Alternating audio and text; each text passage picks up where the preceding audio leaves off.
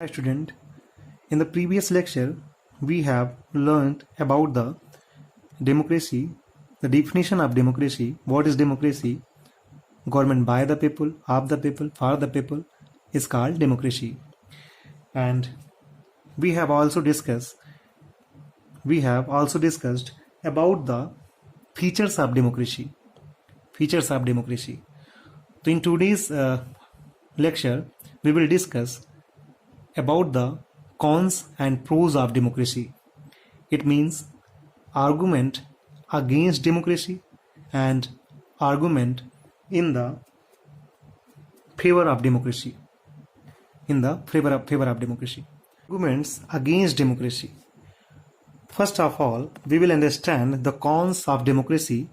Cons means the arguments against democracy, the cons of democracy, and try to figure out the reasons for not opting democracy.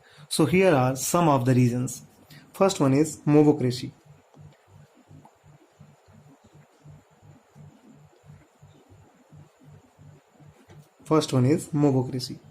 Mobocracy का मतलब होता है भीड़ तंत्र।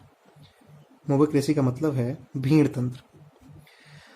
भीड़ तंत्र का मतलब ये हुआ कि रूल बाय द मॉब और mob as a ruling class. अर्थात इसमें देखा जाए तो एक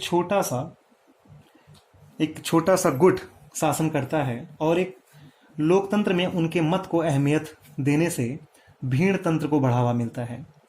परिणाम ये होता है कि गुणवत्ता अर्थात क्वालिटी की जगह पर क्वांटिटी को प्रमुखता दी जाती है और ऐसा कहा जाता है कि इनके मत को गिने जाते हैं, तोले नहीं जाते। अर्थात जैसे वन मैन वन वोट जो सिस्टम है, इसमें क्या होता है कि एक डॉक्टर का मत जो देश के लिए पूर्णतः समर्पित है, उसका मत और एक सर्वसाधारण जनसाधारण अनपढ़ व्यक्ति का वोट भी उतना ही महत्वपूर्ण है। तो कहा जाता है इसमें क्वालिटी को नहीं क्वांटिटी को प्रमुखता दी जाती है।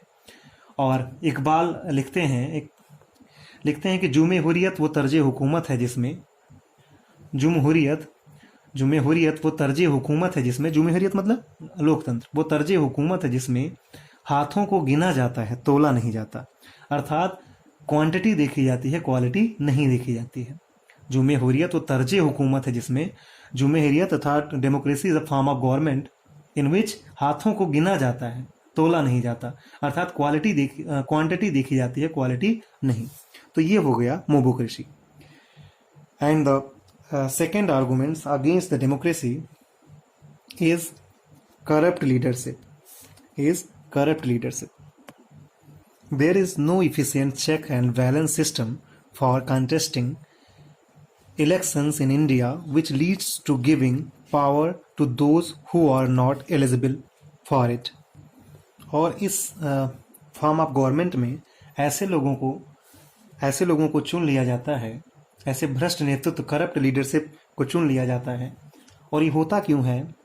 क्योंकि जो जनोत्प्रेरक नेता होते हैं, जनोत्प्रेरक का मतलब क्या होता है? डोमेगॉग।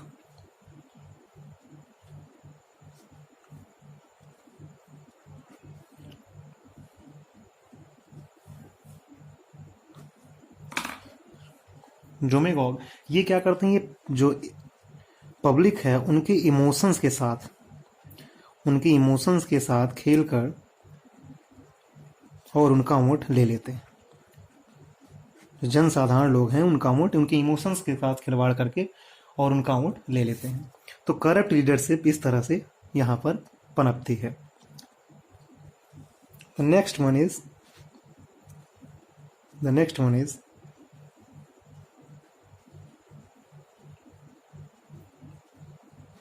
इंस्टेबिलिटी, अस्थिरता। आप अक्सर देखते होंगे कि हर 5 साल के बाद चुनाव होता है, या कभी कभी जो पॉलिटिकल पार्टीज कई पार्टीज मिलकर जब गवर्नमेंट बनाती हैं तो कभी कभी वो पार्टियां छोड़ देती हैं साथ जो मेन पार्टी है उसका। तो क्या होता है, फिर से चुनाव करवाना पड़ता है। It creates instability by changing it's leaders frequently, और इस तरह से ये एक अस्थिर सरकार को जन्म देती है। The next one is power play. Democracy is about power play and political competition. There is no scope for morality. और ये क्या होता है, पूर्ण रूप से पावर प्ले होता है, पॉलिटिकल कंपटीशन होता है, और there is no scope for morality, और यहाँ पर नैतिकता के लिए कोई भी स्कोप नहीं होता है। Next one is extravagance of a argument against democracy. इसके अंतर्गत जो नेक्स्ट है वो क्या है, एक्स्ट्रावेजेंस। एक्स्ट्रावेजेंस का मतलब क्या होगा कि अपबे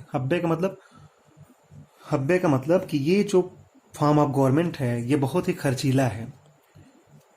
one more argument against democracy is that it is a very expensive process, from organizing elections to campaigning process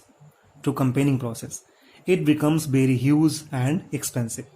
तो ये आप लिख लेंगे कि ये कैसा है, अव्यय वाला व्यवस्था है, एक अव्यय का फॉर्म ऑफ गवर्नमेंट है जिसमें एक चुनाव होते हैं। आप जानते हैं कि हर 5 साल पर यहाँ पर चुनाव होंगे और उस चुनाव में बहुत सारे खर्चे होते हैं, तो इसको एक्स्ट्रावेजेंस भी कहा जाता है। एक एक्स्ट्रावेजेंस भी इसका एक आर्गूमेंट अगेंस्ट डेमोक्रेसी कह सकते हैं हम लोग।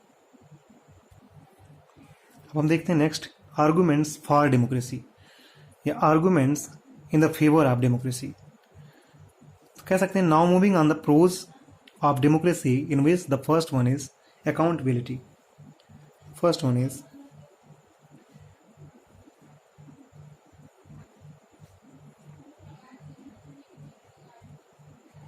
अकाउंटेबिलिटी का मतलब अकाउंटेबल हो, उत्तरदायी हो।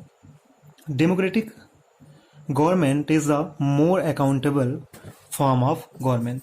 क्यों ऐसा है, क्योंकि 5 साल बाद जब चुनाव होता है तो बताना होता है कि हमने क्या क्या किया। आप देखते होंगे कि सरकार जो गवर्नमेंट होती है वो अपने एक एक साल की उपलब्धियां गिनाती है कि हमने ये किया, हमने ये 2 साल में ये किया, हमने 3 साल में ये किया। तो ये 5 साल बाद जब चुनाव होता है तो उन्हें जवाब देना पड़ता है कि हमने 5 साल में क्या क्या किया है। तो democratic government is a more accountable form of government, और अन्य जो फॉर्म ऑफ गवर्नमेंट है उसमें ऐसा नहीं है। Supreme power, next one is supreme power lies with the people, with in the people. जो सुप्रीम पावर है वो किसमें निहित होते हैं, जनता में निहित होते हैं जी। अकॉर्डिंग टू द डिफिनेशन हम इसको देख सकते हैं, government of the people, for the people and by the people. Next one is rule of law. Rule of law, जो कुछ भी बोल रहा हूं आपको सब लिख लेना है। Rule of law, democratic country में एक और जो डेमोक्रेटिक फॉर्म ऑफ गवर्नमेंट में जो एक और चीज है वो है rule of law. Another argument in favour of democracy is that it ensure rule of law. Law is supreme, यह माना जाता है कि लॉ क्या है, सुप्रीम है। And all the citizens are equal in the eyes of law, और सभी जितने भी सिटीजन्स हैं वो क्या हैं, बराबर हैं कानून के सामने। No one is above law, no one is above law, और कोई भी कानून से ऊपर नहीं है। Next one is it enhance the dignity of, it enhances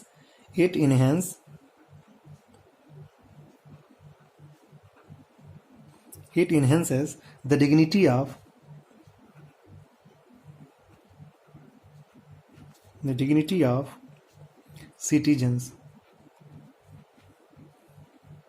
dignity of citizens, क्यों, क्योंकि government of the people, for the people and by the people होता है। तो क्या होता है, इससे जो है डिग्निटी जो है वो किसकी, सिटीजन्स जो नागरिक हैं उनकी डिग्निटी को बढ़ावा मिलता है। क्यों, क्योंकि इनकी तो गवर्नमेंट अकाउंटेबल होती है, रूल ऑफ लॉ होता है, तो इसकी डिग्निटी क्या होती है, अपने आप बढ़ जाती है।